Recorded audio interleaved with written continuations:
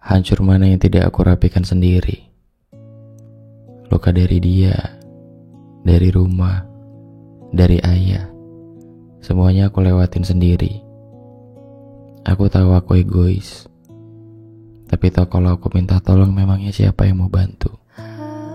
Siapa yang mau dengerin? Sedangkan selama ini, mulai dari sakit sampai sembuh semuanya aku lewatin sendirian.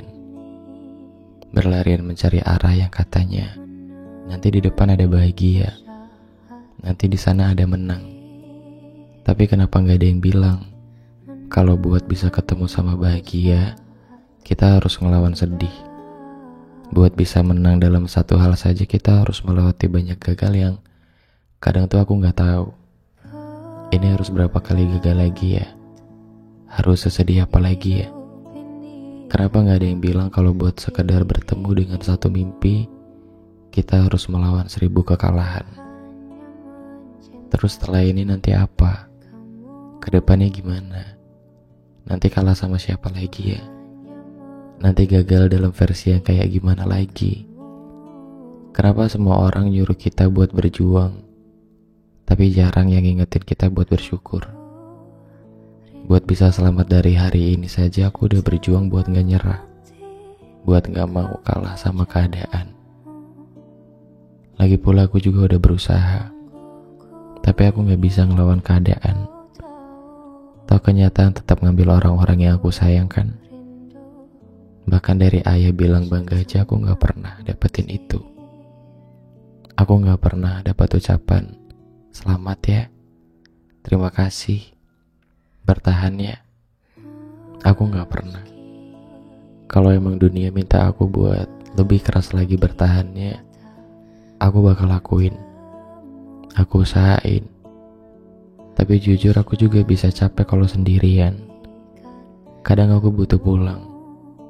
Aku butuh pulang ke rumah yang isinya masih ada pelukan di dalamnya, yang mengusap rambutku pelan, yang memintaku menjadi cukup bukan menjadi harus.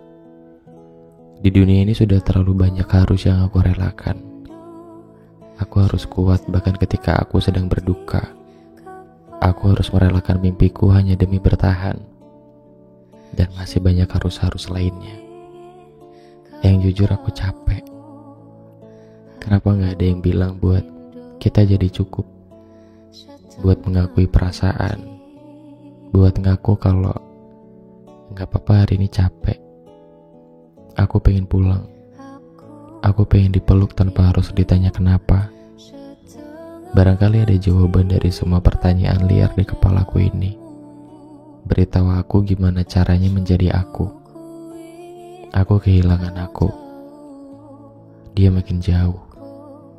Dia makin pergi yang aku gak tahu aku yang dulu kemana ya. Aku hilang arah sejak lama. Dan barangkali ada lelap untuk lelahku hari ini. Aku cuma pengen tidur tenang malam ini.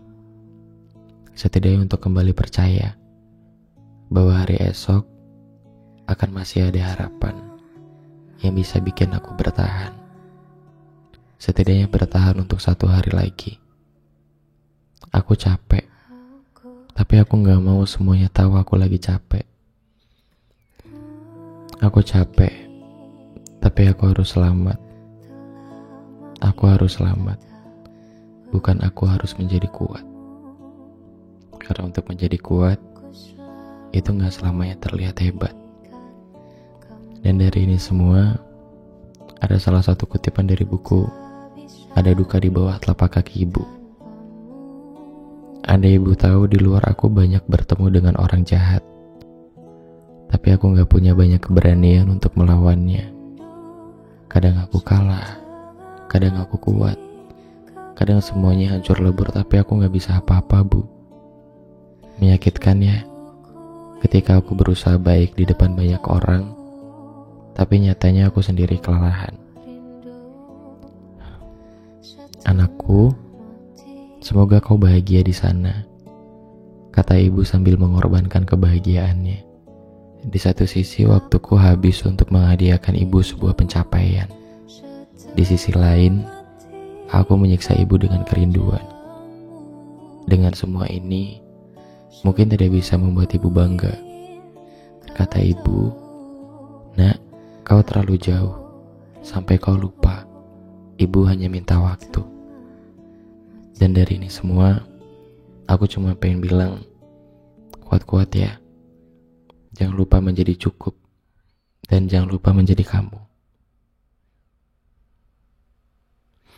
Aku Trian, terima kasih sudah bertahan. Nanti kita ketemu lagi ya. Nanti kita cerita-cerita lagi. Aku pamit dulu. Aku rindu